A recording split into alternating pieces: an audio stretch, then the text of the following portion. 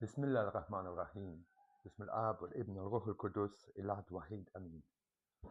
My name is Friedrich Bokern and I'm speaking to you from our small peace center here in Kantara in the north of Lebanon, 12 kilometers from the Syrian border, where we have been living for 13 years now in solidarity with the Syrian people and with the Lebanese people and with all those affected by war and displacement.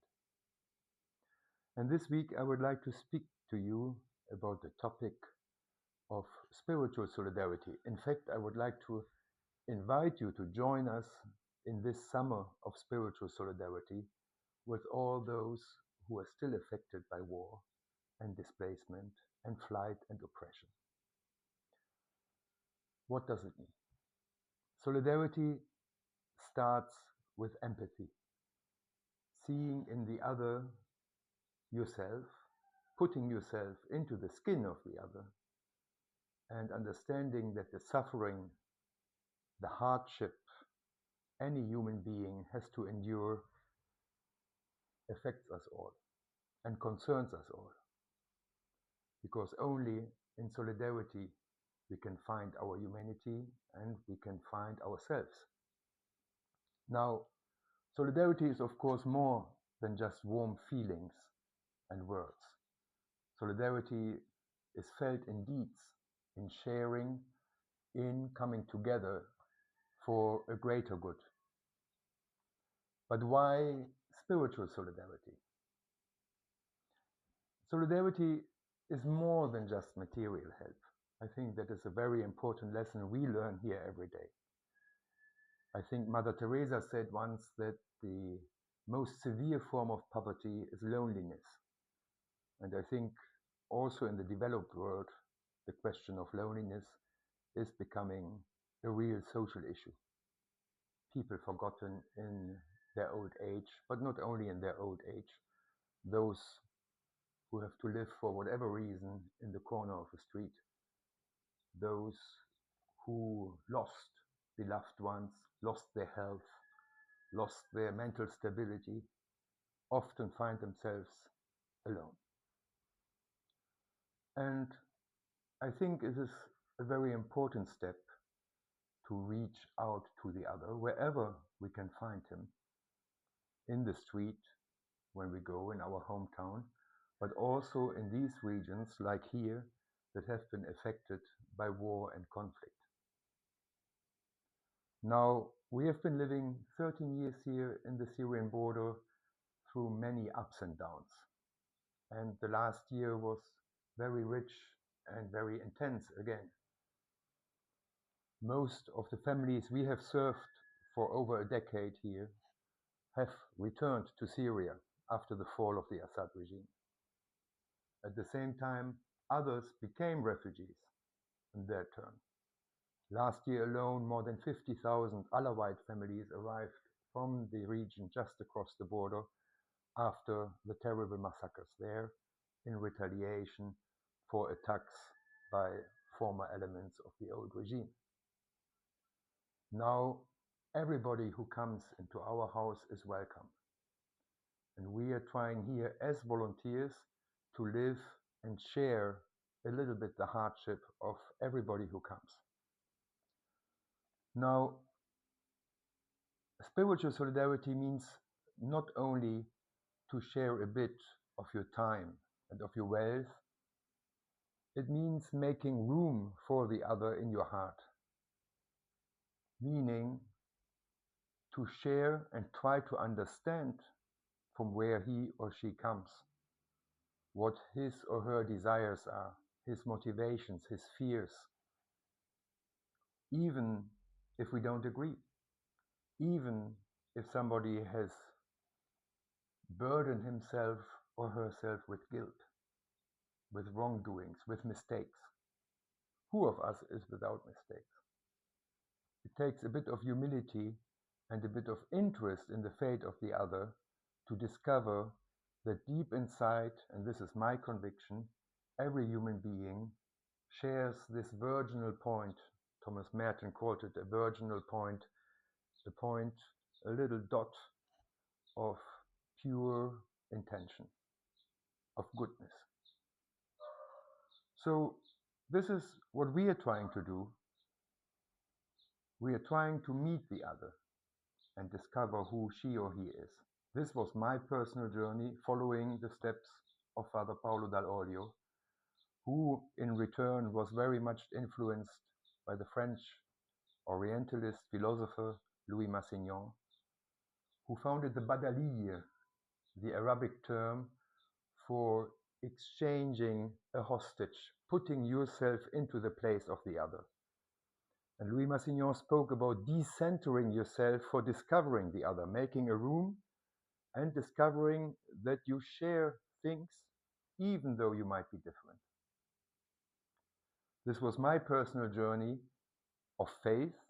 I'm a Catholic Christian, but I'm curious to discover what other people believe and what other people are hoping for.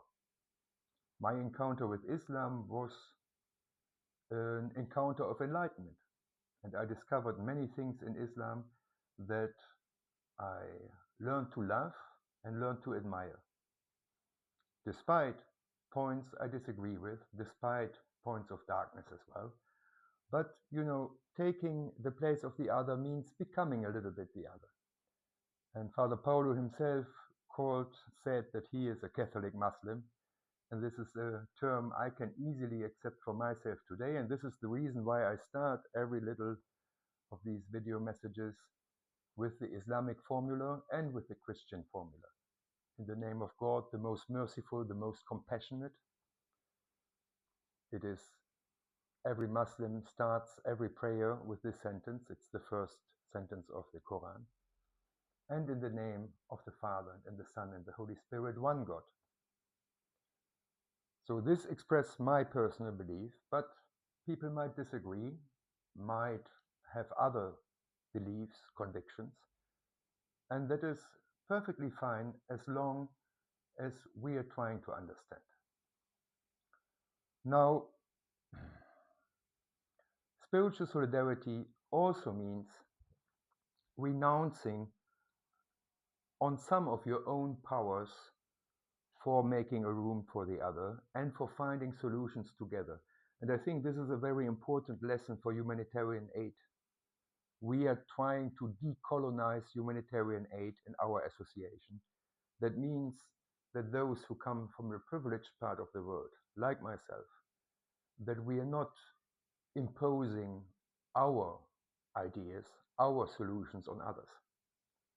That means that we make ourselves vulnerable and expose ourselves also to the hardship of the other. I have been living as volunteer here for the last 12 years without health insurance and without a fixed salary. I'm trying to share the condition of those who lost everything a little bit, as much as I can, so that we can find solutions together. And not only my solutions, but the others can teach me much about how to find a way forward. So it is a big step to trust the other and to discover the goodness, despite all difficulties, despite mistakes, despite the hardship we live. And this is something I would like to invite you. Spiritual solidarity means that indeed we are asking first and foremost for your thoughts and prayers. And this is not just an empty sentence, because sharing your thoughts and prayers with somebody means that you make a place in your heart for the other, in your head and in your heart.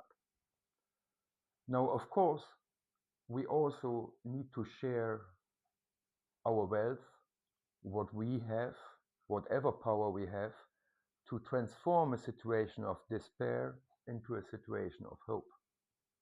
And we have seen this here 13 years in the Syrian border, and this summer in particular, I invite you to share even from abroad.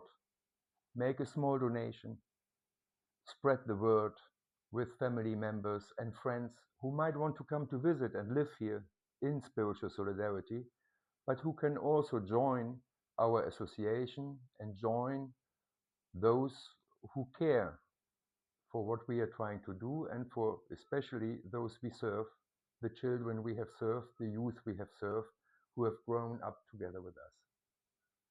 Because this summer is a very decisive summer here in Lebanon. We have seen ceasefires come and go. We have seen war and displacement come and go. Now maybe there's a small window of opportunity to win the peace, to reach out, to return, rebuild to Syria, and to find a better understanding also across the border of the own communities.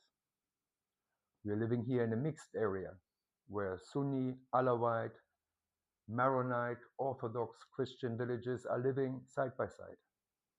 And I have learned so much from this area of how you can discover friendship and goodness in the other and build together a better future for the youth.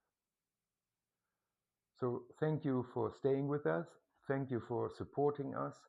And if you can make a small donation today, we would be very grateful, because we have big plans for this summer, our big annual summer camp here in Lebanon, and for the first time also in Syria. And we need a little bit of help for making it happen, for bringing youth of all different communities together and discover nature, discover the respect for the other, and live in solidarity for a better future. Thank you very much, and please visit our website for any further details. See you soon, I hope.